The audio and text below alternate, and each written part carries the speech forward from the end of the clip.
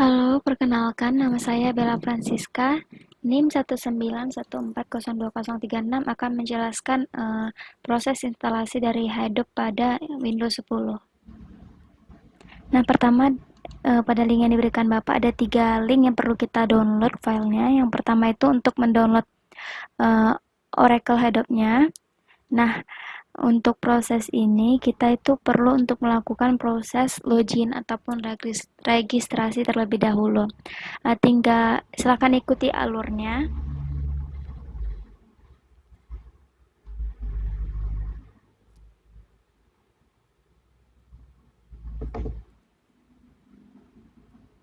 Nah, kemudian kita akan diminta untuk masuk atau login. Jika belum melakukan registrasi, silakan buat account terlebih dahulu dengan mengisikan email, password, nama lengkap, company, address, dan sebagainya.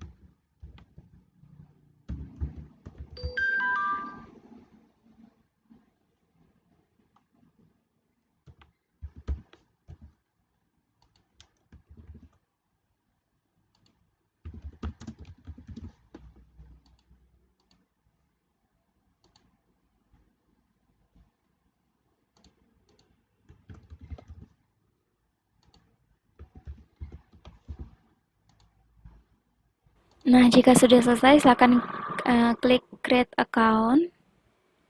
Yang kemudian kita akan diminta untuk membuka email untuk mengkonfirmasi pendaftaran. Silakan buka email yang dipakai saat mendaftar tadi, kemudian klik verify email address.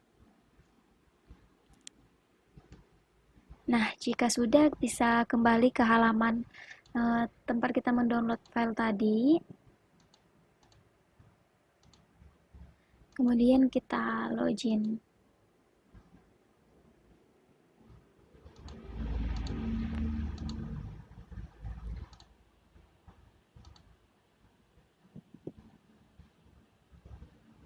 Nah, username-nya itu memakai email yang kita gunakan saat daftar, dan kemudian masukkan passwordnya.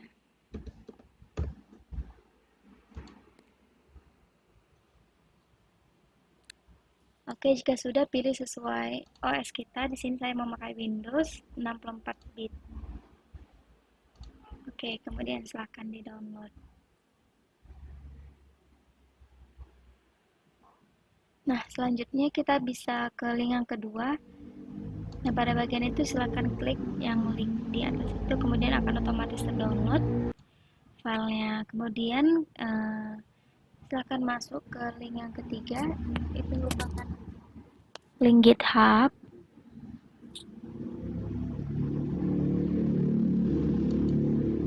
Nah, kemudian klik kode baru download zip-nya. Nah, untuk link kedua tadi prosesnya agak cukup lama ya, dibandingkan dua file lainnya, silakan ditunggu. Nah, jika sudah terdownload 3 filenya, kemudian di sini saya ikuti proses yang pertama itu.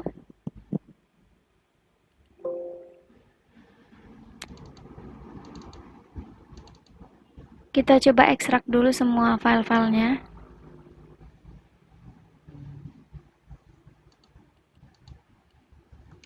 Nah, di situ kita akan coba copy link pada letak file kita, kemudian kita coba ekstrak dulu lagi file yang lain.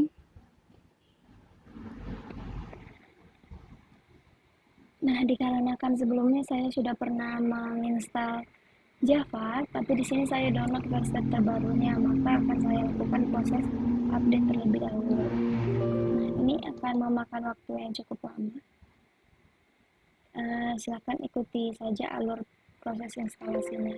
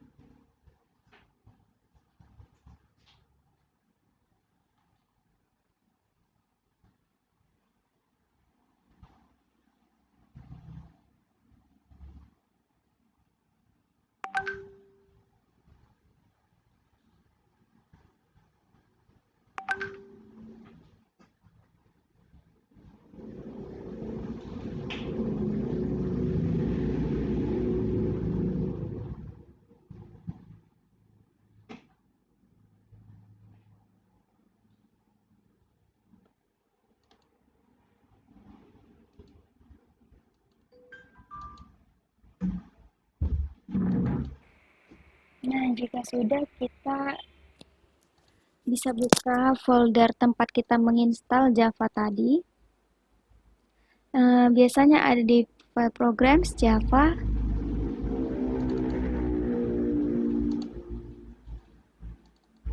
Baru pilih yang JDK underscore tipe Javanya. Kemudian silakan copy linknya. Nah, kemudian silahkan masuk ke control panel, baru masuk ke sistem dan security, baru masuk ke sistem. Nah, kemudian silahkan masuk ke environment ini, variables.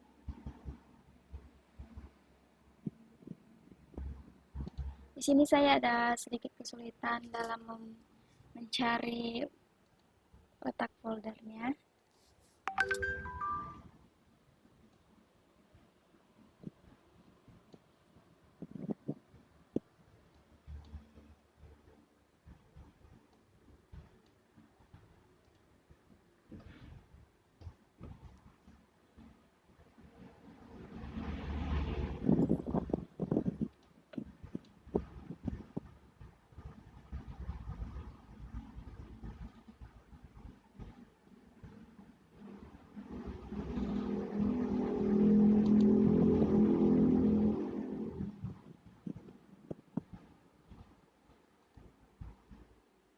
Nah, silahkan klik environment variables. Nah, kemudian pada bagian user variable silahkan klik button new, kemudian masukkan nama variabelnya itu java underscore home dengan format caps lock, huruf besar semua. Kemudian link yang sudah kita copy tadi kita pastekan di bagian variable value. Baru klik OK.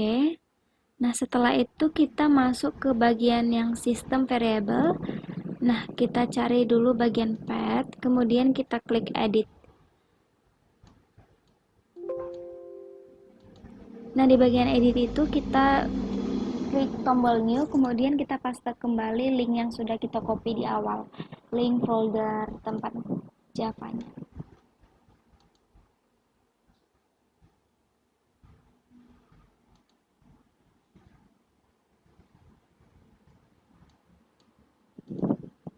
Oke, jika sudah klik OK, tutup Windows-nya. Nah, kemudian kita bisa lanjut di bagian file header-nya, kita bisa buka folder etc.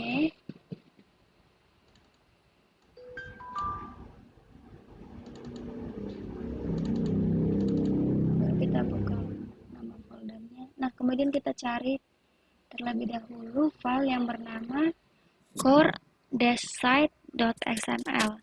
Nah, pada bagian tersebut kita tambahkan code yang seperti ada pada link yang di kotak merah di bagian configuration. Ini kita bisa edit di Notepad, di Visual Studio, di Sublime. Terserah kita ingin bukanya di software apa.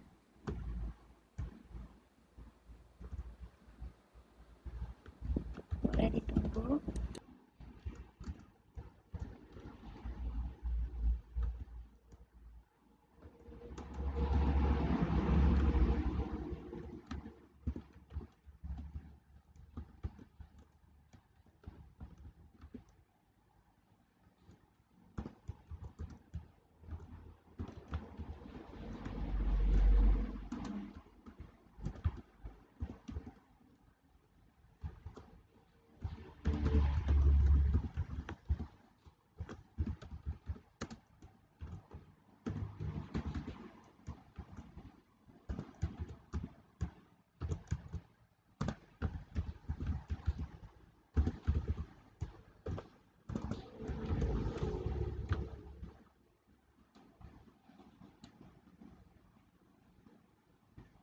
Nah, jika sudah, kemudian kita lanjut ke file selanjutnya yang bernama mapred-site.xml.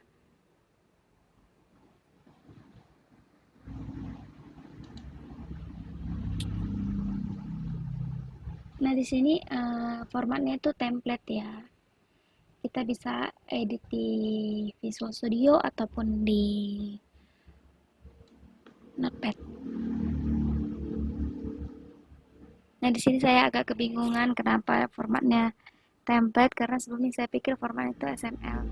Nah, kemudian saya buka di Visual Studio.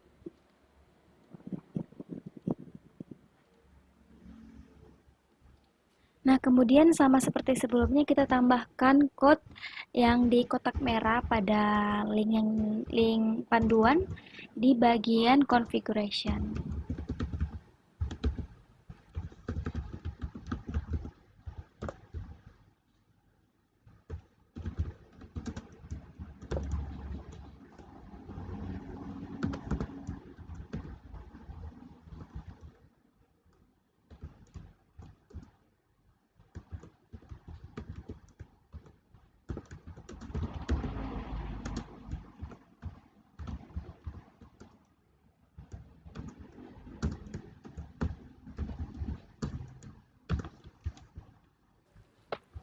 Nah, jika sudah, kemudian kita lanjut ke file selanjutnya yang bernama yarn-site.xml. Nah, kita buka juga.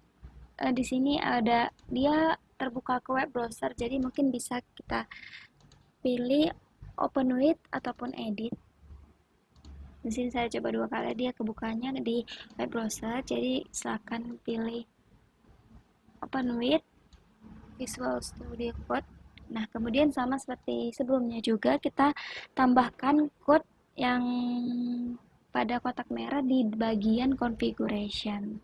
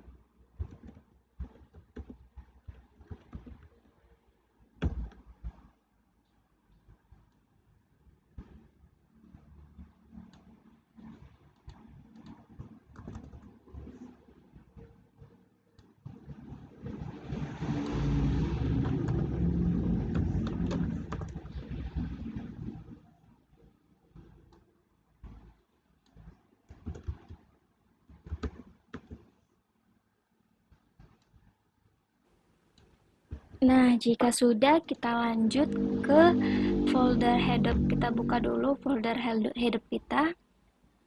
Kemudian kita buat 2 folder baru dengan nama datanode ataupun napnode. Nah, pada panduan ini dibuat terlebih dahulu folder datanya, kemudian di dalamnya terdapat folder datanode dan napnode. Tapi saya sudah coba, bisa kok langsung dibuat di folder header-nya tanpa harus membuat folder data terlebih dahulu.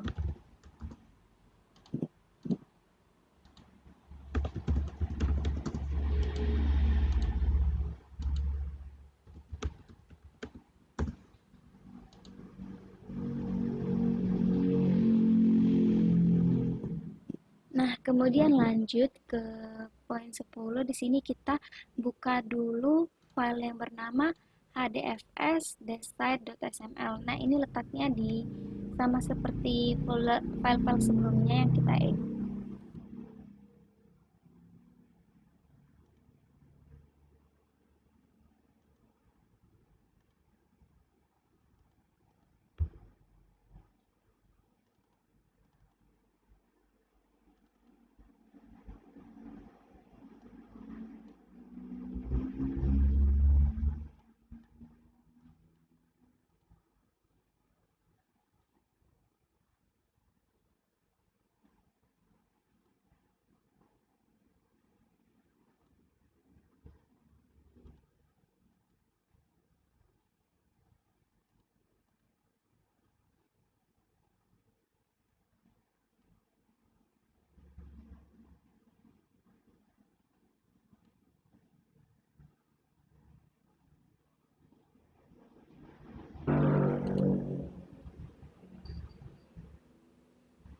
Nah, kemudian tambahkan juga seperti code yang ada pada kotak merah di file tersebut di dalam bagian configuration.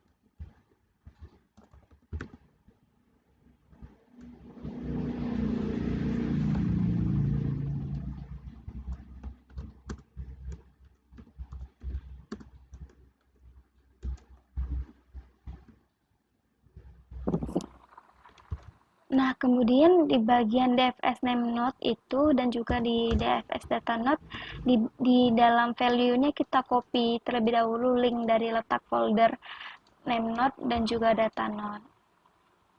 Kita pastekan di bagian value.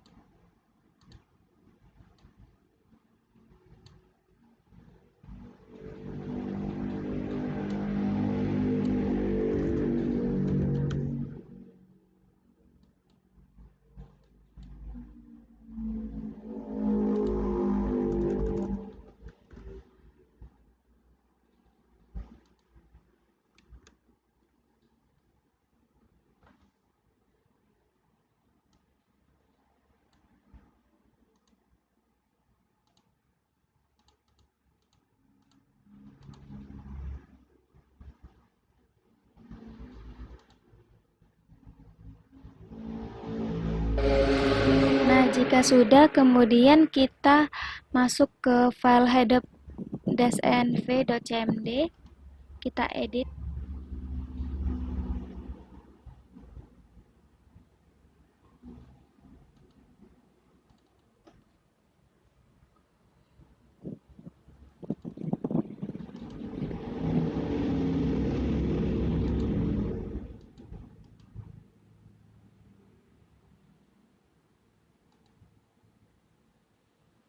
Nah, kemudian pada baris ke-24 sampai 25 kita cari yang bagian set java dash home underscore home.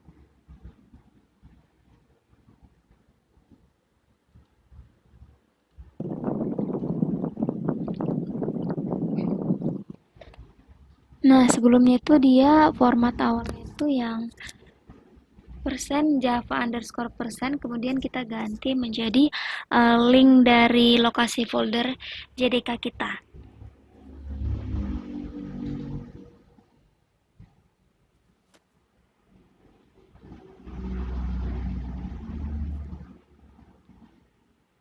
Nah, di bagian ini sebelumnya sudah saya coba terdapat error karena CMD-nya tidak bisa membaca link dari folder kita karena dia ada spasi program spasi files. Nah, tipsnya itu biar tidak error itu program spasi filesnya itu kita ganti namanya menjadi program dash dash berlengkung itu yang ada di sebelah tombol angka 1 baru 1. Jadi program dash 1. Nah, jika sudah diganti maka dia bisa berjalan. Nah, kemudian kita lanjut, kita buka lagi environment variables. Nah, di bagian use variables itu kita buat lagi yang baru, variabel yang baru yang bernama header underscore home. Nah, untuk variable value-nya itu kita buka folder bin pada folder header kita.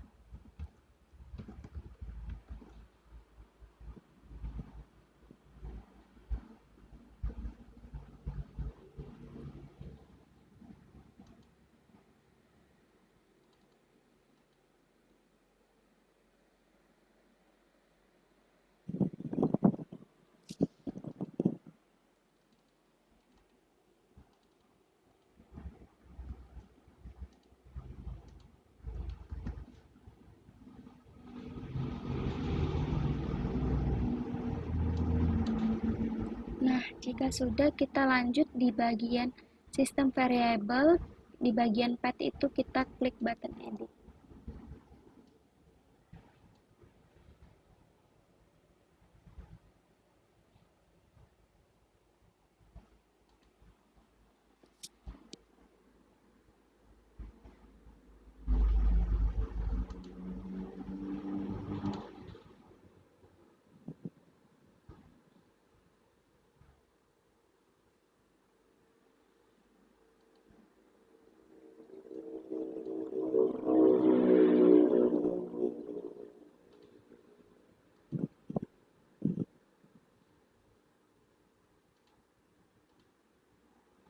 Nah, kemudian kita tambahkan pad baru, variable baru, sama seperti yang tadi, link folder binnya kita paste di situ.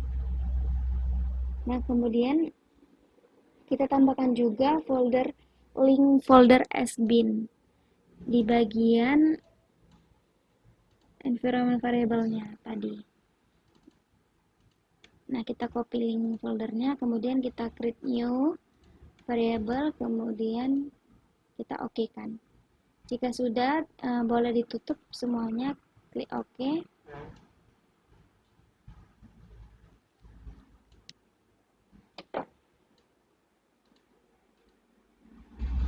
Nah, lalu di folder yang kita download melalui GitHub tadi itu, kita ekstrak, kemudian di dalamnya terdapat folder bin.